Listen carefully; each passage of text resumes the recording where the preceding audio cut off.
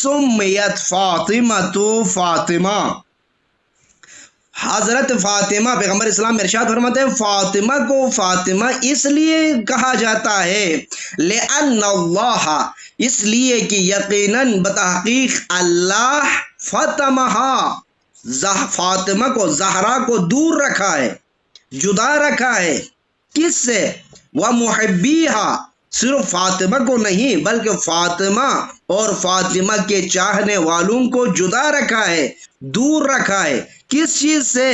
अनिन्नार, जहन्नम की आग से फातिमा और फातिमा के चाहने वालों को अल्लाह ने जहन्नम से दूर रखा है, इसलिए हजरत जहरा को फातिमा कहा जाता है। ये समझ में आ गया? Yes. Very good. और एक और है, इमाम जाफर सादिक अलैहिस्सलाम फरमाते हैं कि हजरत फातिमा को फातिमा क्यों कहते हैं, कि इमाम फरमाते हैं सुम्मियत फातिमा, हजरत जहरा को फातिमा कहा जाता है लिअन्नल खल्का, इसलिए कि मखलूक खुदा फुतिमु अम मारिफतिहा, मखलूक खुदा फातिमा तो जहरा की हकीकत की मारिफत से आजिज है। मखलूक लोग हजरत फातिमा के मारिफत से आजिज हैं, इसलिए हजरत जहरा सलामुल्लाह अलैहा को फातिमा कहा जाता है। समझ में आ गया? Yes. Very good.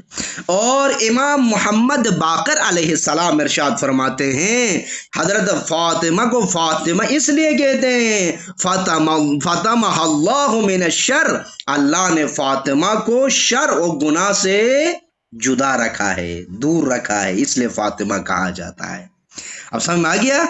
उस फातिमा को जहरा क्यों कहते हैं? इसलिए कि इमाम जाफर सादिक अलैहिस्सलाम इरशाद फरमाते हैं सुम्मियत फातिमतु ज़हरा, हजरत फातिमा का नाम जहरा रखा गया है। क्यों? लिअन्नहा कानत इज़ा कामत फी मिहराबिहा, इसलिए कि जब हजरत फातिमा तो जहरा जब मेहराब इबादत में खड़ी हो जाती थी तो ज़हरा नूरहा लिअहले समा, आसमान वालों के लिए जहरा मर्ज़िया का नूर जाहिर होता था।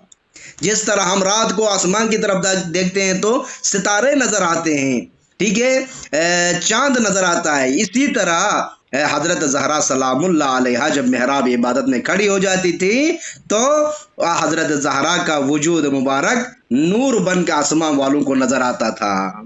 समझ में आ गया? और आपको मैंने पहले भी बताया था ना, अगर आप भी चाहते हैं कि आपका घर भी आसमान वालों को जो है ना नजर आए तो उसमें कुरान की तिलावत करें।